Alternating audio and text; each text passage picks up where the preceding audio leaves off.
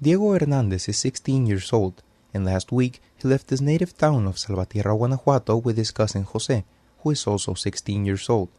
They headed north towards the border city of Tijuana and entered the United States without documents. They were on their way to Los Angeles, where his older sister was awaiting him, but after 2 days of walking through the mountainous regions, they were detained by Border Patrol agents and deported back to Tijuana.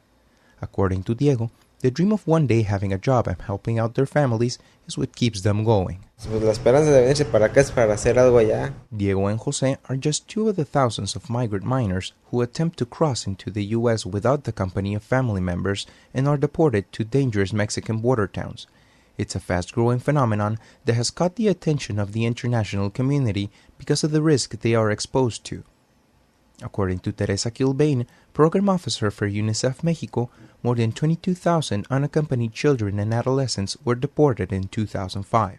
I think that the Mexican border in particular has characteristics that are very unique to Mexico and the U.S. border in the sense of the numbers, the quantity of children and adolescents that attempt to cross and that are repatriated is probably greater than in most other parts of the world. And so that presents a particular problem and challenge for, in particular for the Mexican government, just because of the sheer numbers. And yet, immigrant rights advocate and researcher Jose Moreno Mena says he fears an increase in the number of deported minors because the Mexican government lacks the infrastructure to take care of them. Yo creo que el gobierno mexicano no está previendo esta situación, más bien son los grupos humanitarios los que han estado anunciando las posibilidades o necesidades que se van a manifestar.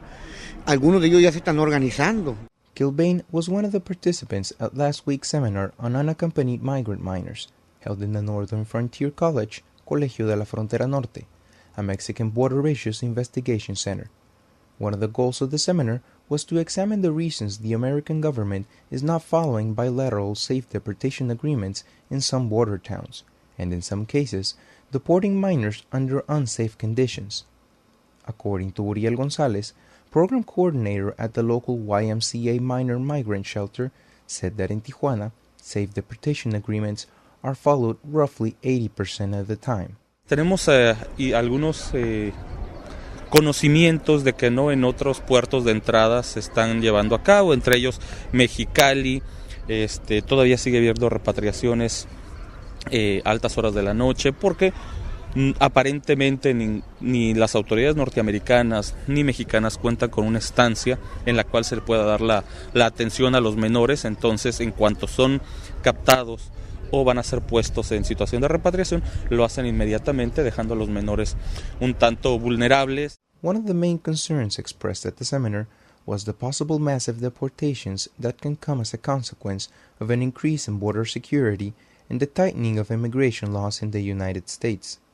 Susana Ortiz-Ang, Deputy Director of the Division of Unaccompanied Children Services of the U.S. Department of Health and Human Services, said that at this point it's uncertain what can happen if border security is increased. Our past experience is that when Homeland Security has put into place all these operations at the borders, the number of apprehensions have increased. For now, the future of Diego and Jose seems uncertain. After their journey through the mountains and their deportation, they neither have the strength or the courage to try to cross again, but they don't want to go back home feeling defeated. In Tijuana, this is Luis Perez for Free Speech Radio News.